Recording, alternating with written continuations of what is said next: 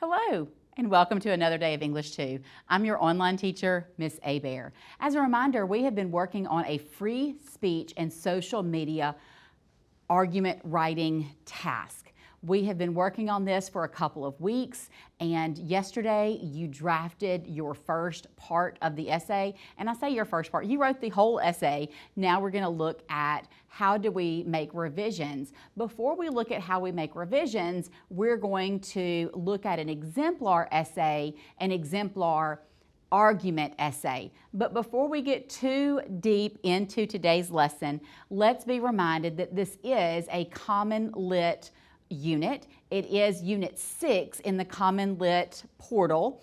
And so if your teacher needs the resources for this unit, he or she can find all of the resources on the Common Lit website.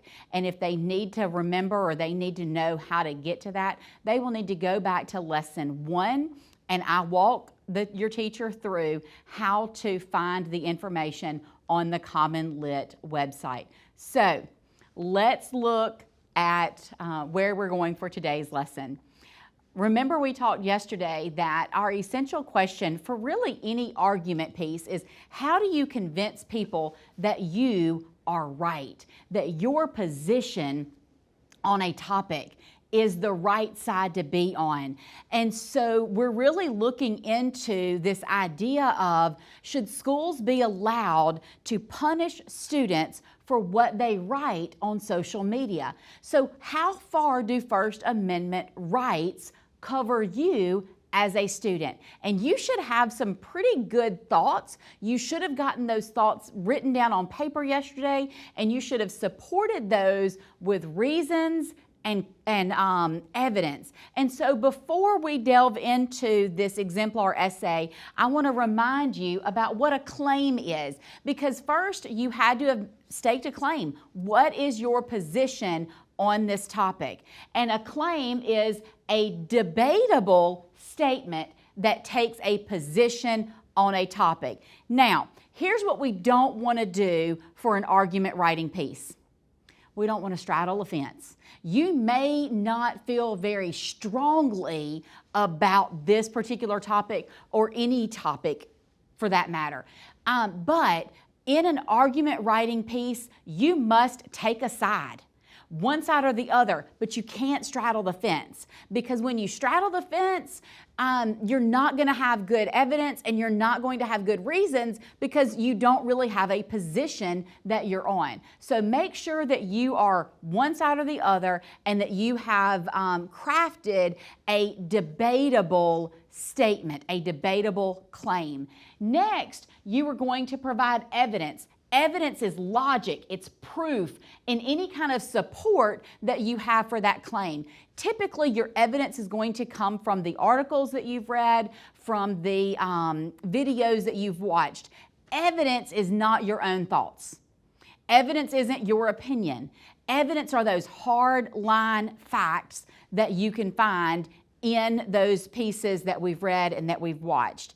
Now, then you have your reasoning. That is your explanation, your thoughts, that how those pieces of evidence connect to your claim. How do they support that claim? So be knowledgeable in those three ideas, because they're necessary for any argument writing piece. So let's dig in and let's look at an argument, an exemplar essay. So you should have, your teacher should have either printed this or it should be available online. This is a handout that says Unit 6, Exemplar Essay Review. We're going to read pieces of this essay. We're going to read the whole essay together, and then you're going to do a piece by yourself. There is a little bit of questions that you're going to answer as we go through this essay, so that you make sure that you have analyzed this essay in a way that you can revise your essay based on the information that you learn from this one. Now, is this exemplar essay about freedom of speech and social media? It is not. So don't think that you're going to get away that easily. But let's dig in and look at paragraphs 1 and 2. Follow along with me as I read paragraphs 1 and 2. You feel a cool drop of sweat slide down your spine, sparking chills throughout your body. Your eyes dart back and forth in hopes of spotting the kamikaze player coming in. Shoulder to shoulder, you are a shield for the returner. However, a man disguised as a bomb sails through a gap 5 yards away and strikes headfirst into the teammate next to you. With a loud, disturbing crack, anger, hatred, fear, and desperation fill your body. Paler than an albino, he rises with the stumble, and it's apparent that fear has overtaken his eyes, along with a look of confusion. Knowing he isn't all right, you insist he gets off the field. Nevertheless, he needs to prove his manhood and forces himself back into the huddle. Sadly, this is the reality of tackle football. Guys, I don't know about you, but that first paragraph, it was a hooker, right? It hooked you right in. You really weren't even sure they were playing football until you got to that second paragraph, right? And so that is a narrative element that began this essay. So you have questions A and B in your margins, and question A is to turn and talk. What technique is the writer using in paragraph 1? And then on your own, answer question 2. What effect do you think the writer is hoping to have on the reader? I'm going to pause here and give you a couple of minutes to answer these 2 questions before we continue.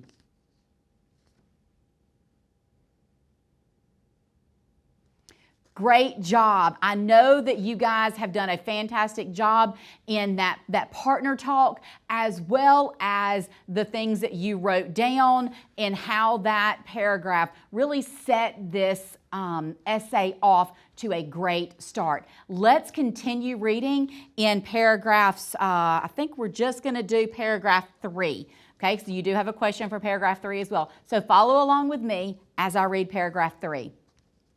Excitement, brotherhood, life lessons are all extraordinary things that the game brings to your life. However, it brings brain diseases, concussions, and lifelong ripple effects as well. With the knowledge that our brain doesn't stop developing until our mid-20s, the last thing you want to do is injure it. According to the NIDA blog team article, teens and children are at a higher risk for concussions because the brain's nerve fibers can be torn apart more easily. Why expose our nation's future to potential brain damage? All right, guys, I'm going to pause here and let you answer the question in the margin. And again, this is an A-B question. First, you're going to think and share with your neighbor, and then you're going to find evidence that support this writer's research. So I'm going to pause here and let you answer those 2 questions.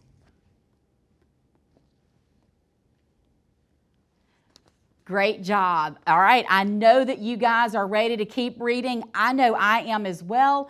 We're going to continue with paragraph 4. And again, there's a question to answer, so pay attention. Follow along with me as I read paragraph 4. Human anatomy is not built for football.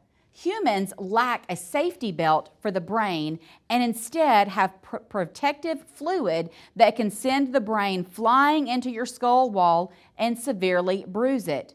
Meanwhile, a woodpecker that slams its beak into a tree can absorb the force through its beak and a muscle that wraps around the brain so it can't collide with the skull. Since humans lack this, we are prone to concussions. According to the New York Times, a former NFL player is 3 to 4 times more likely to develop brain diseases, including Alzheimer's, Parkinson's, and amyotrophic lateral sclerosis. Y'all, that was a big word, wasn't it? All right, I'm going to pause here for you to write about paragraph 4. What conclusions does the writer want you to draw about football through the comparison with the woodpecker? All right, I am sure that you guys have written some really good ideas about those conclusions and have gotten some ideas about how to write your own paragraph 4 or how to revise your paragraphs for your essay. Let's finish this essay out with paragraphs 5 and 6, and you again have some questions to answer. So follow along with me as I finish out this essay with paragraphs 5 and 6. Instead of being oblivious to these problems, we should be concerned about the symptoms of football and take action. At such a vital point in my developmental life, I am ripped apart between my love of the game and my growing realization that tackle football is not safe.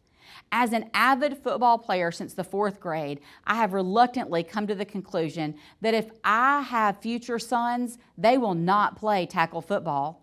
We need to make the wiser choice and lead ourselves into a safer future by removing one of my greatest passions. It's sad, but it's time for tackle football to go. All right, guys, again, we've come to the end of this essay. There are some questions for you to answer. There is an A and a B, so you're going to find evidence and you're going to write. Do not talk about this with anyone in your class. You are just finding the evidence and you are writing about that.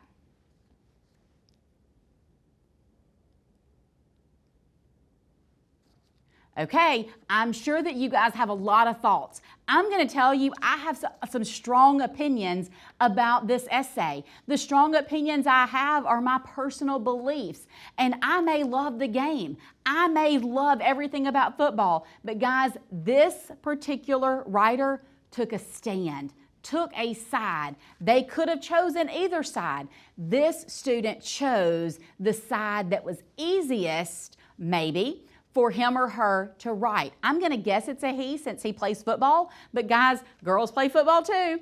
But be thinking about how that writer might have really felt and then what the writer actually wrote, because you don't have to write exactly for the side that you believe strongest about. You may have more evidence, you may have a stronger case or a stronger claim if you argue the other side instead of just your side. So think about that, and let's look at some further analysis in part 2 that you are going to do on your own. So again, this is on the handout. You're going to answer the questions about that exemplar essay. You're going to finish this out on your own and make sure that when you come to class tomorrow that you are ready to revise your essay based on what you learned from analyzing this essay.